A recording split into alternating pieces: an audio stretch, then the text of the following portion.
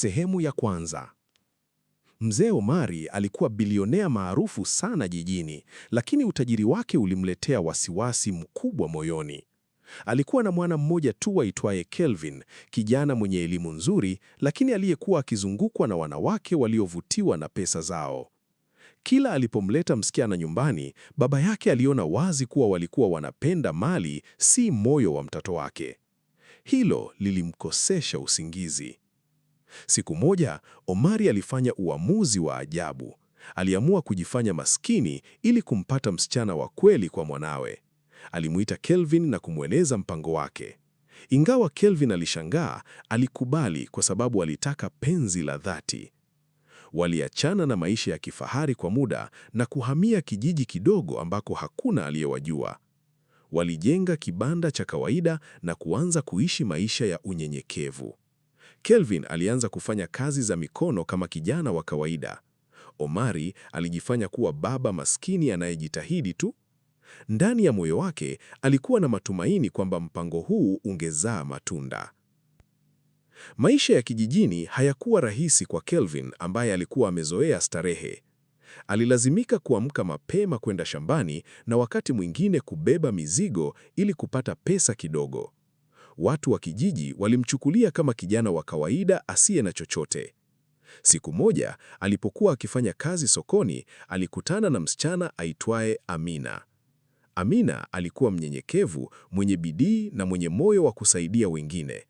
Alikuwa akiuza mboga ili kusaidia familia yake maskini. Kelvin alivutiwa na tabia yake njema zaidi kuliko sura yake. Walizungumza kwa mara ya kwanza kwa heshima na urafiki ukaanza taratibu.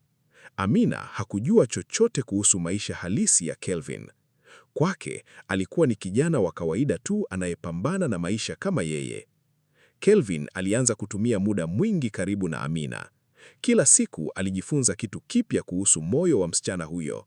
Alianza kuhisi kuwa labda hatimaye amepata mtu wa kweli. Urafiki wao ulizidi kukua na kuwa wa karibu sana. Kelvin alimsaidia Amina sokoni, naye Amina alimfundisha uvumilivu na thamani ya kazi ngumu. Walicheka pamoja na kushirikiana katika changamoto zao. Watu wa kijiji walianza kuona ukaribu wao na kuanza kuzungumza. Baadhi walidhani ni kawaida tu, lakini wengine waliona kuna kitu kinaendelea. Omari, akiwa kimya, alifuatilia kila kitu kwa makini. Siku moja, Kelvin alimwambia baba yake kuwa anaanza kumpenda Amina. Omari hakusema mengi, lakini alitaka kuhakikisha kuwa Amina si mtu wa tamaa. Alianza kumjaribu kwa njia ndogo ndogo bila yeye kujua. Alimwomba Amina awasaidie kazi za nyumbani bila malipo. Amina alikubali bila kusita. Hapo ndipo Omari alianza kuona mwanga wa matumaini moyoni mwake. Jaribio la pili lilikuwa gumu zaidi. Omari alijifanya mgonjwa na kuhitaji msaada wa haraka. Kelvin alimuita Amina aje kumtundia baba yake. Bila kusita, Amina alikuja na kutumia siku kadhaa akimhudumia kwa upendo. Alipika, alisafisha na kuhakikisha mzee huyo anapata kila anachohitaji. Hakuwahi kulalamika hata kidogo. Alifanya yote kwa moyo safi. Omari alishangazwa sana.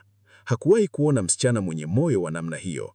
Hata alipompa pesa kidogo kama shukrani, Amina alikataa na kusema alifanya kwa sababu ya utu, si malipo. Hapo ndipo Omari alianza kuamini kuwa huenda amempata binti anayefaa kuwa mke wa mwanawe. Kelvin alizidi kumpenda Amina kwa sababu ya tabia zake nzuri. Siku moja, aliamua kumweleza hisia zake. Walikutana chini ya mti mkubwa kijijini na Kelvin alimwambia ukweli wa moyo wake. Amina alishtuka kidogo, lakini hakukataa. Alimwambia Kelvin kuwa yeye ni maskini na hana chochote cha kutoa isipokuwa mapenzi ya kweli. Kelvin alimwambia hilo ndiloanalohitaji. Walikubaliana kuanza safari ya mapenzi kwa heshima na uvumilivu. Uhusiano wao ulijengwa juu ya ukweli na kuaminiana. Omari aliwaangalia kwa mbali na kuona furaha ya kweli kwa mara ya kwanza usoni mwa mwanawe.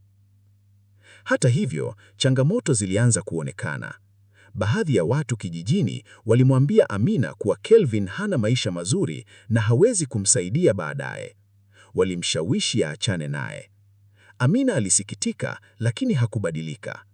Alimwambia Kelvin kuwa hataki utajiri, bali moyo wa mtu anayempenda. Kelvin aliguswa sana na maneno hayo. Aliendelea kuthibitisha upendo wake kwa vitendo. Omari alizidi kuridhika na uamuzi wake wa kujifanya maskini. Baada ya muda, Kelvin aliamua kumpeleka Amina kwa baba yake rasmi kama mchumba. Amina alikuwa na wasiwasi, lakini alikubali. Walipofika, Omari aliwapokea kwa ukali kidogo ili kupima uvumilivu wake. Amina alibaki mtulivu na mwenye heshima. Alijibu maswali yote kwa uaminifu, hakujifanya mtu mwingine. Omari aliona wazi kuwa Amina alikuwa tofauti kabisa na wengine waliowahi kuja. Hatimaye, siku ya ukweli ilifika.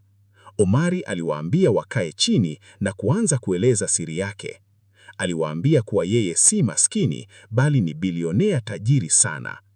Amina alishtuka sana. Hakujua la kusema. Alijiona kama amejaribiwa bila kujua. Kelvin alimuomba msamaha kwa kutomwambia ukweli mapema. Baada ya kusikia yote, Amina alikaa kimya kwa muda. Kisha alisema kuwa anampenda Kelvin kwa sababu ya moyo wake, si pesa zake. Alisema ukweli haukubadilisha hisia zake. Hiyo ilimfurahisha sana Omari. Alitabasamu kwa mara ya kwanza wazi kwa mbali na kumkubali Amina kama mkwe wake. Hatimaye, harusi kubwa ilifanyika jijini. Amina sasa alikuwa sehemu ya familia ya bilionea, lakini hakubadilika. Aliendelea kuwa mnyenyekevu na mwenye huruma kama zamani.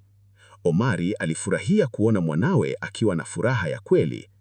Na hapo ndipo alithibitisha kuwa mapenzi ya kweli hayapatikani kwa pesa, bali kwa moyo safi.